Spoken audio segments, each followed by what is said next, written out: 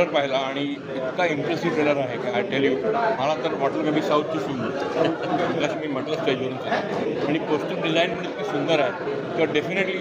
आणि मुख्य म्हणजे ना, मला अजिबात सांगायला आवडत नाही लोकांना का चित्रपट बघायला या, पण आपण त्याचं प्रमोशनच असं केलं पाहिजे तर त्यांना येणं भागच आहे. आणि तुमचा हा चित्रपट त्याचा तुम्ही नुसतं ट्रेलर जरी टाकलात ना, पब्लिक वेडा होणार आणि येणार सगळं. कारण लोकांना थिएटरमध्ये येऊन चित्रपट पाहायला आवडतो. असा चित्रपट जो थिएटरमध्येच पाहायला पाहिजे असाच आहे 26. तो सचिनचं विशेष अभिनंदन. सचिननी खूप छान दिग्दर्शन केलेलं आहे आणि ऑफकोर्स जबादे साहेबांचं तर काय म्हणा, कमाल केले त्यांनी. मस्त असा निर्माता डिरेक्टरला भेटण्याचा काय विचार होता. All the best all of you. आणि निलेशजींचा पण विशेष अभिनंदन. पुण्यात निलेशजी नाही आहे, हे सुद्धा खूप मेहनत केली असणार असं मी अंदाज घेतो, कारण ती very important part of the film. आणि प्रत्येक कलाकार आणि त्यांची हिरोईन मी असं की नवीन आहे, पण ती नवीन वाटतच नाही, कारण ती इतकी तिने सुंदर काम केलं. आणि ॲक्शन तर तिने अशी केलेली आहे की मला वाटतं काय आता सांगावं. आणि जे डॉक्टर आहे हे तर हे आणखी विशेष गोष्ट आहे ती. मी वकील असून सिनेमा केला तर ती डॉक्टर असून सिनेमा करते. Thank you very much. All the best you guys.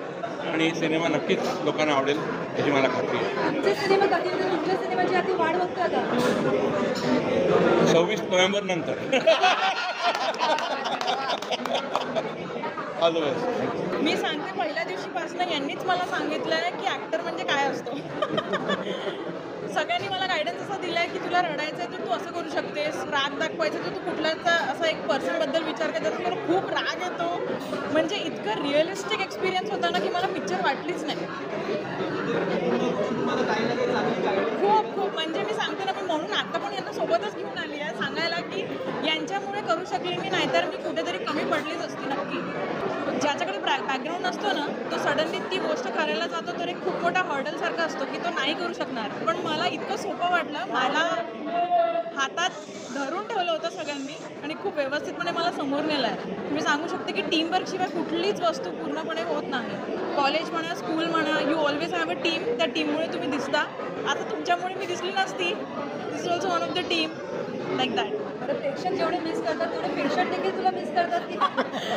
हो बरोबर आहे, पण मी ॲडजस्ट करायला तयार आहे. I love this life and I also love that life. पेशंट्सना तू प्रेक्षक बनवणार आहे.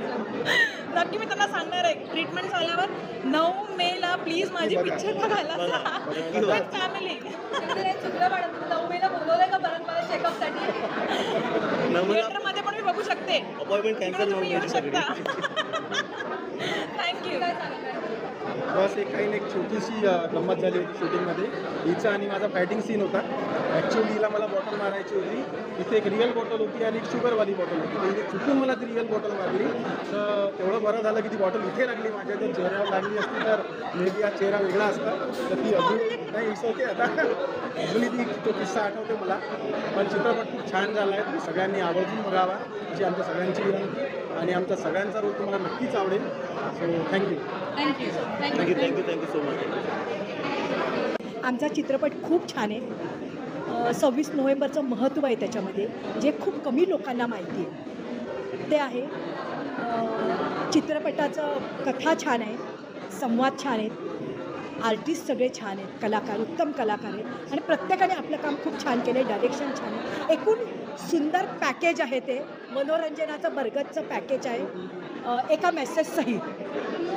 नक्कीच सगळ्यांनी 9 मेला थिएटरमध्ये जाऊन आमचा पिक्चर 26 नोव्हेंबर पाहावा. धन्यवाद. बेसिकली जेव्हा मी हा सिनेमा लिहायला घेतला, तर गावखेड्यांमध्ये बरंच असं वातावरण आहे की सुशिक्षित लोकंसुद्धा संविधानाकडे बघत नाही आणि संविधान माहीत पण नाहीत लोकांना. 26 नोव्हेंबर हा दिवस पण माहिती नाही. तर मला कुठेतरी असं जाणवलं की संविधानाबद्दल अवेअरनेस जरा कमी आहे. तर आपण असं काय करू शकतो की ज्यामुळे आपण अवेअरनेस वाढवू, लोकांपर्यंत हा विषय घेऊन जाऊ शकतो. तर ही कल्पना माझ्या डोक्यात आली आणि तिथनं 26 नोव्हेंबर या कथानकाचा जन्म झाला. आणि जेव्हा मी जवादे सरांना भेटलो, त्यांच्यापुढे हे सगळं मी ठेवलं की असं एक कंटेंट आहे आणि आपल्याला यावरती सिनेमा करायचा आहे. तर त्यांनी लगेच आम्हाला होकार दिला आणि आम्ही ऑब्व्हियसली 1 महिन्यामध्ये कामाला लागलो. सगळ्यात पहिली भेट अमरजींची. आणि अमरतींकडे आम्ही आलो, त्यांच्याकडे गाणी दिली आणि एक सुंदर अशी गाणी त्यांनी आमच्यासाठी तयार केली. नमस्कार, माझं नाव अमर प्रभाकर देसाई. जेव्हा ह्या फिल्मचं म्युझिक करण्याचा माझ्याकडे प्रस्ताव आला तेव्हा कौशल सरांनी सगळ्यांची ओळख करून दिली माझी. आणि पहिलंच गाणं 26 नोव्हेंबर. आणि जेव्हा आमचं डिस्कशन झालं की 15 ऑगस्ट 26 जानेवारीला जशी फेमस गाणी आहेत तसं आपल्याला 26 जानेवारी सारखं किंवा 15 ऑगस्टसारखं फेमस गाणं बनवायचं. मी बोलू फेमस म्हणजे ते डान्सिंग असायला पाहिजे, म्हणजे डान्सिंग कसं असलं पाहिजे, त्याची स्टोरी पण बनली पाहिजे. आणि जेव्हा ते बीटवर येतं 26 नोव्हेंबर तिथे तू ढोल बिल जेव्हा आपला रेंजर मराठी रेंजर तो पकडणं इम्पॉर्टंट आहे. मग ते गाणं जसं डेमो बनला त्याच्यानंतर आदर्श शिंदेकडे गेलो आम्ही.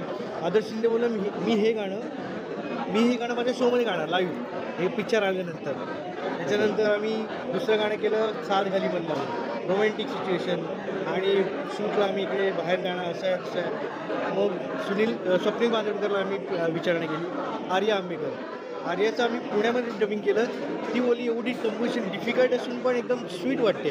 तर मला खूप बरं वाटलं. बरेच वर्षांनी असं डिफिकल्ट आणि स्वीट गाणं कंपोज झालं आणि मला खूप आवडलं गाणं. आणि शेवटचं गाणं सपन जे सिच्युएशनल सॉन्ग आहे आणि सॅड सॉन्ग आहे. ते जावेद अलीजींनी गायलं आहे. जावेद अलीजी जेव्हा थर्ड अंतरा गात होते गाऊन झालेला अंतरा पण ते बोलतात नाही यार मेरे को और गाणं आहे, मेरे को पहिले सिच्युएशन बताओ. मग सचिन सरांनी सिच्युएशन सांगितली की थर्ड अंतराला काय होतं.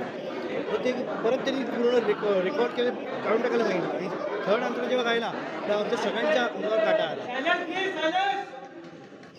एवढा काटा आला की एवढं सॉलिड गायलं. आणि नंतर ते विजय दयालजी यांनी मिक्स केलेलं आहे गाणं आणि मिक्सिंग अँड मास्टरिंग आणि सगळी गाणी कोरिओग्राफी अफलातून आहे.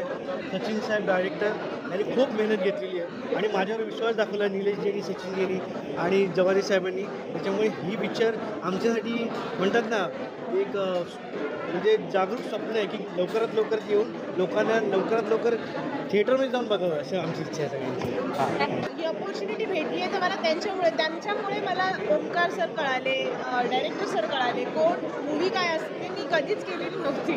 फर्स्ट टाईम चान्स भेटल्यामुळे मला खूप खूप आनंद होतो आहे. दुसरी गोष्ट जसं ह्यांनी सांगितलं की तू गाणं गातीयेस, ज्या रात्री मला कळलं की तू गाणं गातीयेस त्यावेळी मला खरंच वाटलं नव्हतं की मला असं काही अपॉर्च्युनिटी भेटली आहे म्हणून. पण सिरियसली ज्या दिवशी मी स्टुडिओमध्ये एंटर केलं आदर्श सर बसले होते आणि त्यांच्यासमोर मी गाणं